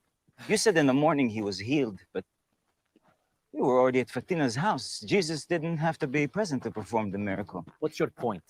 Oh. But why can't he perform a miracle in the Decapolis from Capernaum instead of dragging us all into mostly Gentile territory that already has it out for us? Ask him. I'm sure he'd be more than willing to answer your question since success depends on you being there. Off it. He's nicer with you than with me. I don't hold that against you, do I? Oh, how very generous of you. Any other virtues you'd like to lord over me? Simon the exceptional, Simon the distinct. And also, yes, maybe he calls me beloved sometimes, but that's only because you have Eden. I don't know what you're whining about when you have found someone like her. That's exactly the issue, isn't it? Ouch. Oh, Simon, come on, just let it out, man. Just let it out. With not with anger, please. Look, I'm sorry. I went too far.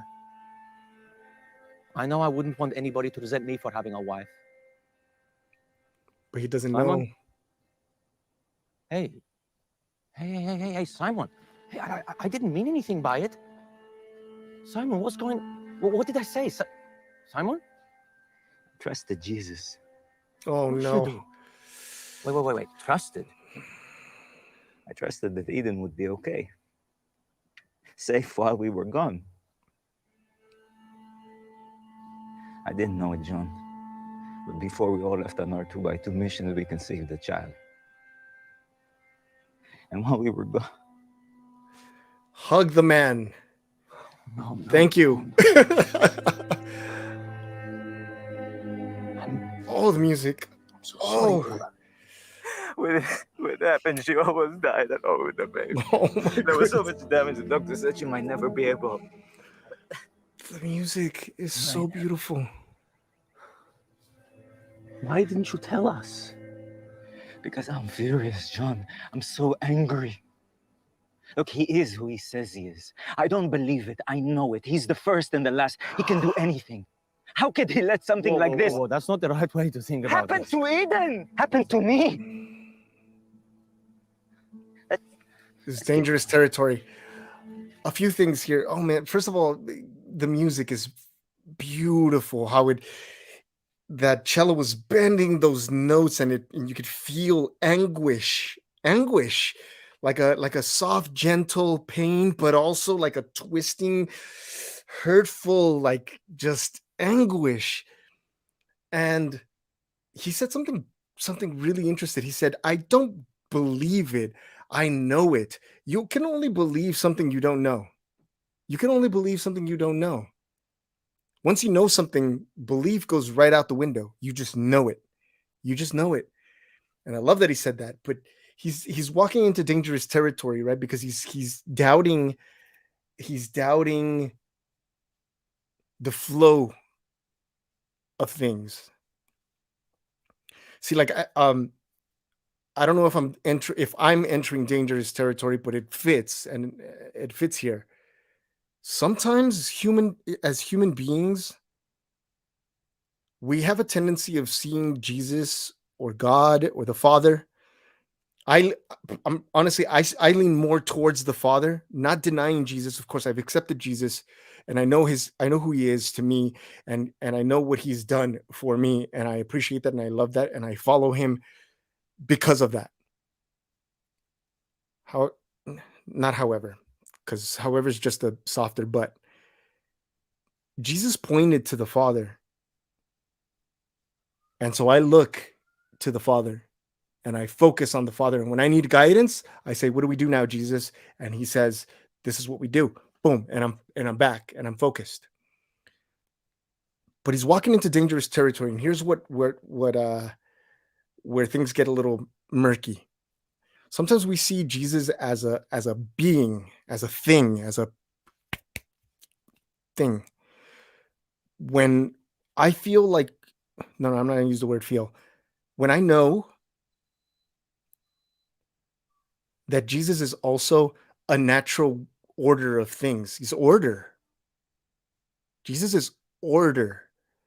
And even though sometimes we experience things and to us, we perceive it to be disorder because it's something we don't like, because things are not going the way that we planned it. You know, they say that if you want to make God laugh, you tell him your plans, right?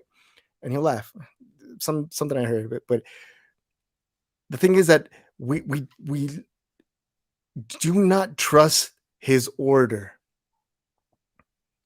because we look at it and we see chaos.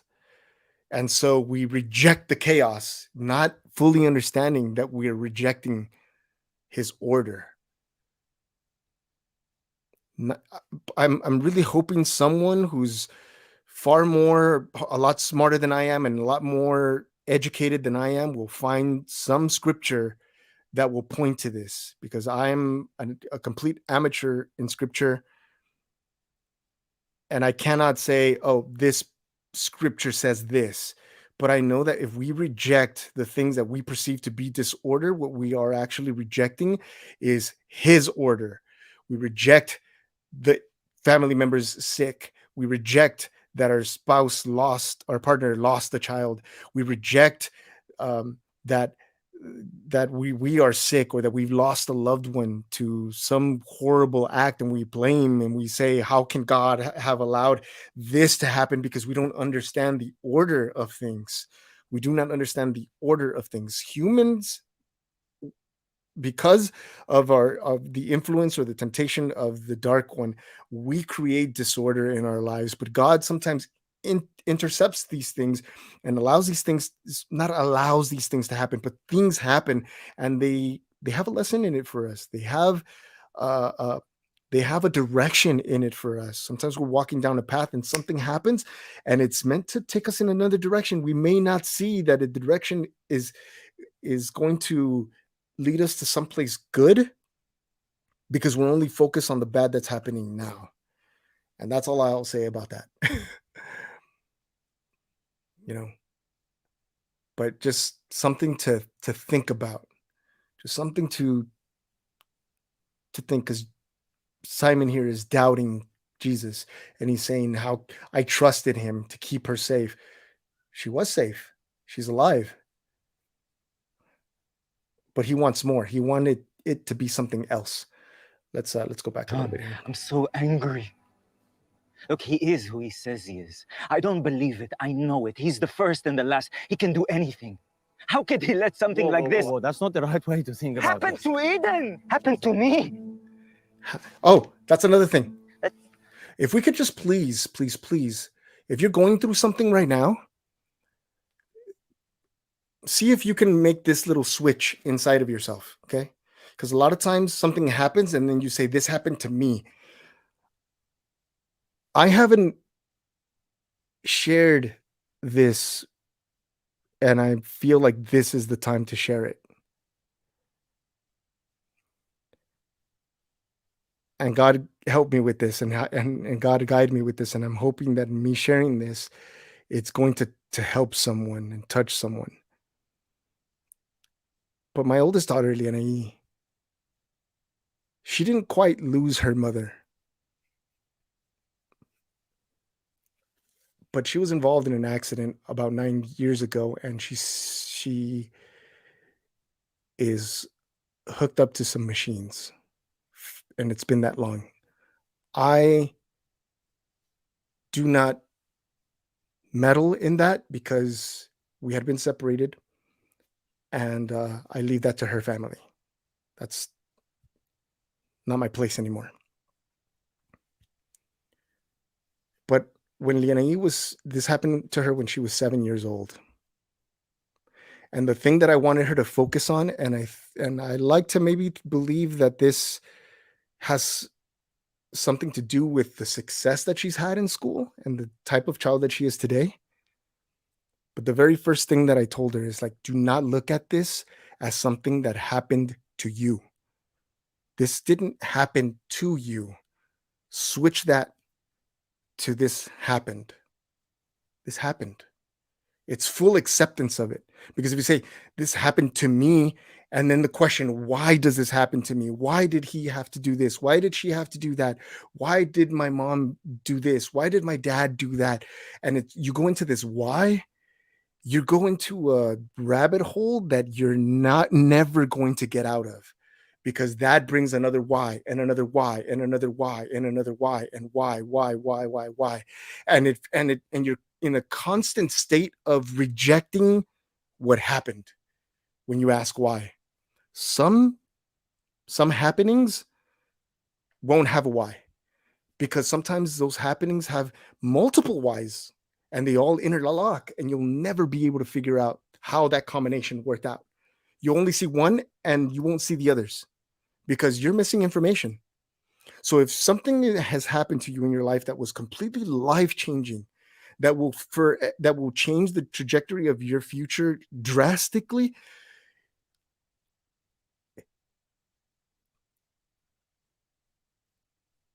change it from why is this happening to me, or this happened to me, to this happened. Why? Because it's full acceptance of the event. You accept it. This happened. And then from this moment on, every decision that you make will be intentional and will be guided by something higher than yourself, versus you trying to figure things out and you trying to get yourself out and move yourself forward in life.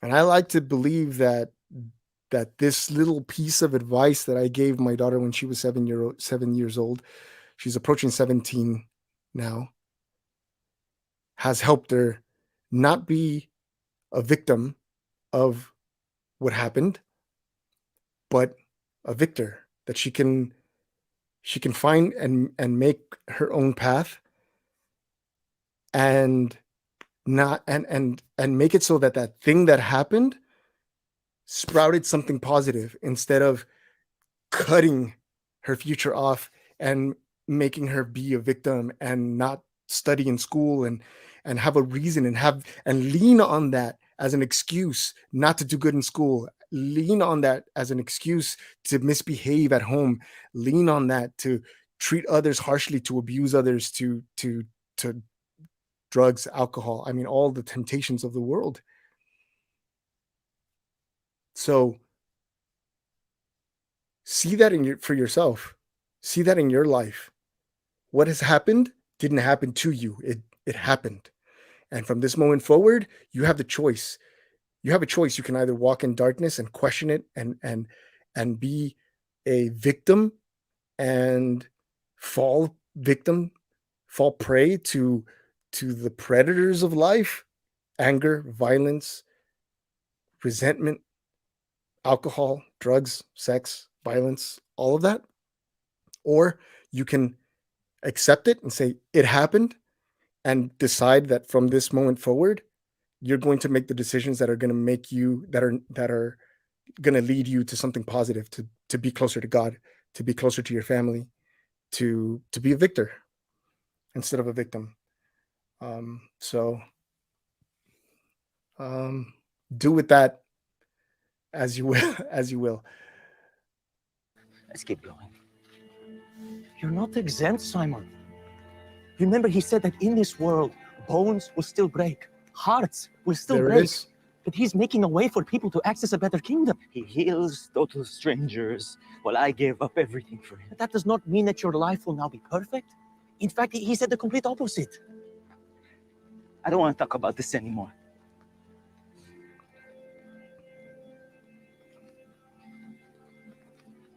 Life was a whole lot easier when we fished. Oh, You man. still could have lost a baby while you were a fisherman, Simon. This life. You just wouldn't have anybody to turn to. He could have prevented it, and he did not. Sounds like we're close.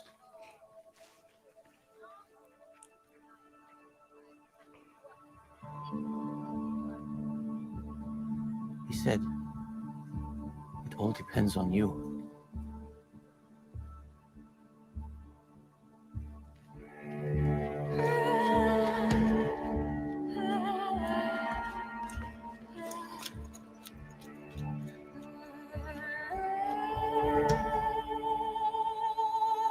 Oh man, we're gonna have to wait till Monday to finish this. I Familia. am on set of a brand new Angel original film called The Shift. And I'm taking a moment because this weekend is the finale of season 3 of The Chosen. All right, we're gonna skip this. I'm sorry. We'll check that out a little bit later. The Shift, actually, I'm excited about that too. Familia, there's a lot of little lessons in here. There's a gold mine of lessons in this if you are open to receive them. I mean,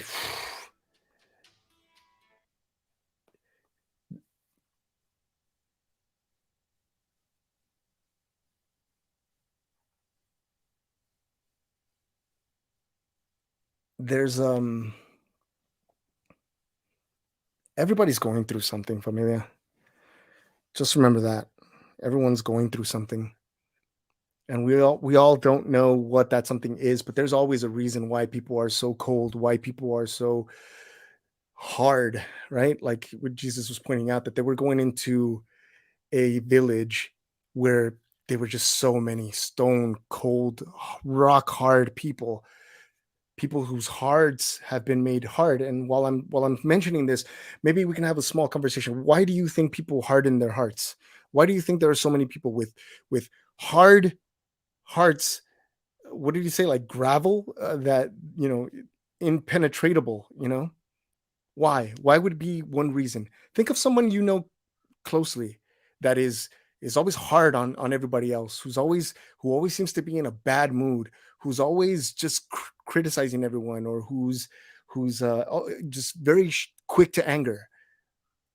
Oh, he said granite. Thank you. Right? Think of that. They hurt, right? Pain causes hard hearts, right? All of that. And a lot of them haven't really fully accepted. I think a lot of people haven't really accepted that thing happened to them. They're still there in that past. I like what Jesus's line here was. Someone said, well, the tension between the Jews and Gentiles was always there. It just, it was just a matter of time. We already knew it was going to happen sooner or later, he said. And what did Jesus say? He said, it had to happen now. Now. Forget sooner, like soon, and forget later. Now. It had to happen now. All of the tension and all of the things that we don't like about one another is surface. It's happening today. It's happening today. We're starting to see where we've messed up, and a lot of issues are brought to the light.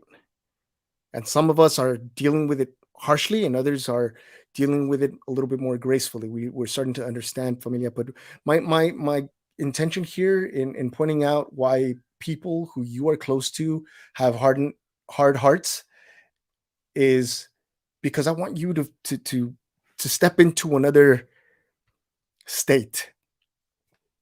Okay, every idea, every belief is a state of being, and I want you to step into another state, a state of understanding, for you to understand that if a person is cruel to his loved ones, there's a reason, not an excuse.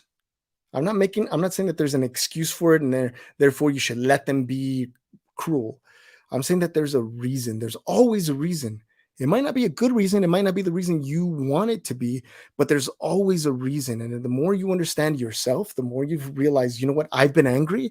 And the reason why I've been angry is because I've been hurt by a person, or the reason why I can't stand, my brother is because, we got into this argument and I'm angry with him because he said some hurtful things, or I'm really mad at my neighbor because my neighbor said these hurtful things, or he threatened me, or I'm mad at my dad, I'm mad at my mom, I'm mad at see that you have a reason, and a lot of that reason can be traced back to you being hurt, just like Simon is. Simon is hurt right now, and look at how he responded to the most nicest person in the crew, to Zebedee.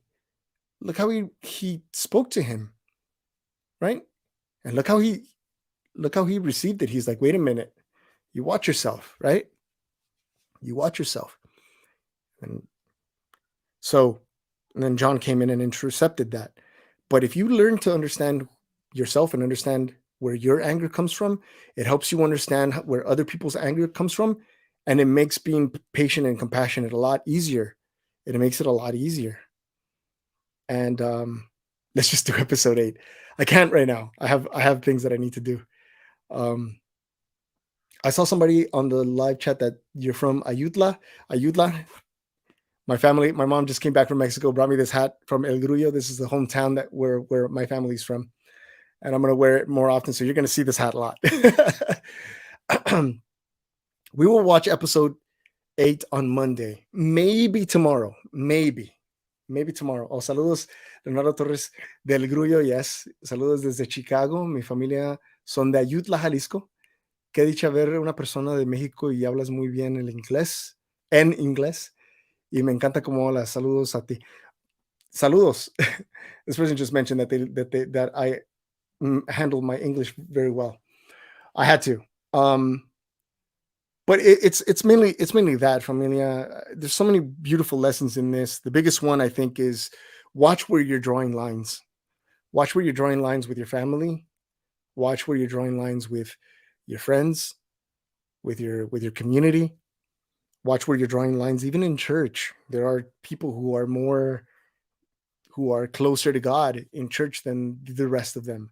There are people who draw lines or even people who draw lines in themselves that say, I got to draw this line here because I'm not as well versed in scripture as that other person who can quote you with scripture just like this, John 6:13, and boom, they're on it. While I have trouble memorizing my phone number, which, or memorizing my address, let alone memorizing, scripture. So, we draw lines everywhere we go, and we just have to take Jesus, who's an eraser, and start erasing those lines. Ask Christ to help you erase those lines. They're useless. Because in his kingdom, there are no lines, familia. There are no lines. What are we going to do? We're going to fight with the Jehovah's Witnesses in heaven? Are we going to fight with Lutherans and all the other groups? I say all the other groups because I don't know too many of them, and I don't want to say something that's going to sound extremely ignorant. So I'm watching where I'm drawing the lines. Is that what we're going to do? Are we going to argue with who gets to sit at the table with him? Are we going to argue with, and say, hey, you were walking with Jesus yesterday. Let us walk with him tomorrow or today. Like, it's not going to happen. It's not going to happen. So take Jesus, the great eraser, and start erasing those lines. We don't need them. They're useless. Useless little lines that we made to protect ourselves and say, look, we're going to draw a line around Jews and we're going to protect ourselves because that's what a tribe does. Then this other group says, we're going to draw lines around ourselves and we're going to protect our own. Erase those lines. We're all that one. Oh goodness, I'm walking into dangerous territory. I'm going to be on somebody's YouTube saying, Leonardo says we're all one. Is he a new ager? Find out on today's episode. Forget all that. It's old thinking. For those of you who are interested, I wanted to share something earlier with you about what's happening with a neighbor and Archie. So I have 3 neighbors. My 2 next door neighbors, never had an issue with them. But someone who lives on the other side of the street has children, and they have a little puppy. And my mother has seen them pick up the puppy and taunt Archie. And so Archie naturally is seeing this little dog up on the fence, and he runs and jumps and hits the fence. And every once in a while, we would see Archie jump and peek his head over. And now every time that those kids are there, we've seen them spray him with water. We've seen them bang on the tape on the wall, or throw their basketball on the wall, and just making Archie, well, do what a dog does. That's it. It's in his nature to be aggressive and to try to protect our side of our home. And it just so happens that he now jumps higher and higher and higher until the point where he's almost putting his hands on top of the fence. And one day we received, we had a doorbell ring, and this lady was very, very upset. She was doing this whole thing with her finger and pointing. I take that, I don't, to me, coming from I gotta stop throwing that. I came from Compton.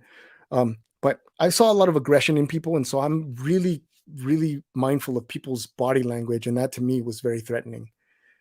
But I listened. I listened to her tell me about how she didn't like that the dog was jumping, and she's afraid that the dog's going to jump over and bite her kids. And I listened. And when it was my turn to speak, I said to her, you're right. Archie's my responsibility.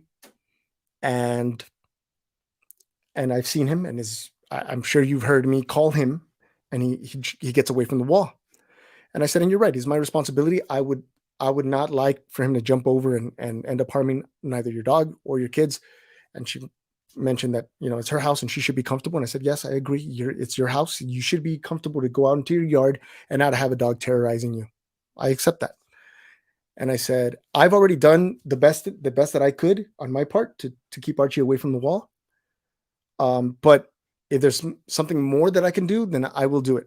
So now I'm having to maybe have to spend money to build a fence on this side that he can not go to the other fence. And I said, I'm going to do that, but I want you to be patient with me, because this is not going to be an easy task for me, because this is a result of your kids taunting my dog. And she did not like that. She got very upset. She's like, you're blaming my kids? And I said, well, I have 2 neighbors, and whenever they go out to their yard, first of all, he might bark a little bit and then he stops.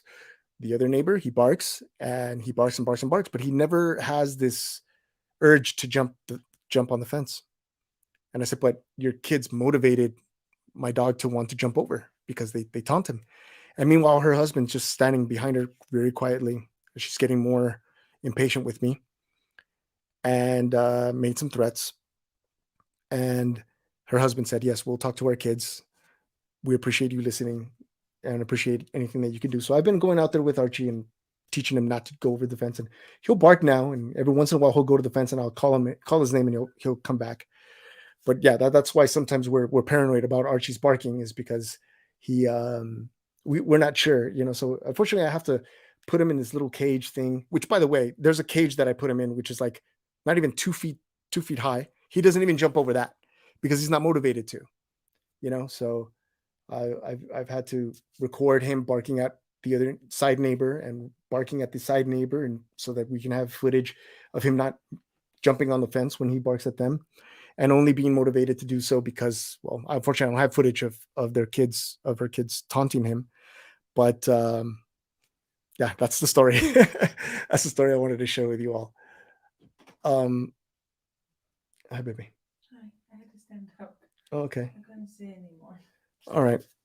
So that's it, familia. I'm gonna be heading out because I have work to do, and I pray that everything goes well for you all. I know that some of you are going through some really difficult things, and I appreciate you all sharing that with us and sharing that with me, with Erica and I. So, yes. Yeah. Thank you. I need my room back. I You- need to take a nap. Okay. Mama needs Mama needs a nap. Mama needs a nap. Yeah, I'm tired. He's kicking and moving and yeah, he's doing I don't know acrobats or breakdancing like his grandpa. He loves music. Yeah, I'm tired. Okay, familia. Well, thank you all so much for your time. Thank you for watching episode 7 with me. I can't wait to finish it. If I get enough work done today, I will probably do this tomorrow. And if I do it tomorrow, you all are welcome to join us. I'd appreciate it if you all can watch some of the newer videos that I've posted. It would help the channel out greatly. And then don't forget to visit our merch store. Some of that money that goes into that will be used to donate to school music programs. I just want to get some instruments in the hands of some kids. Don't worry, I will film it, or I'll show you that we're doing this so that it doesn't, so you all don't think that we're just taking this money and going to Las Vegas or anything like that. But yeah, good night. Thank you so much for joining us. I'll see ya. Bye. Erica says she loves you all. Bye.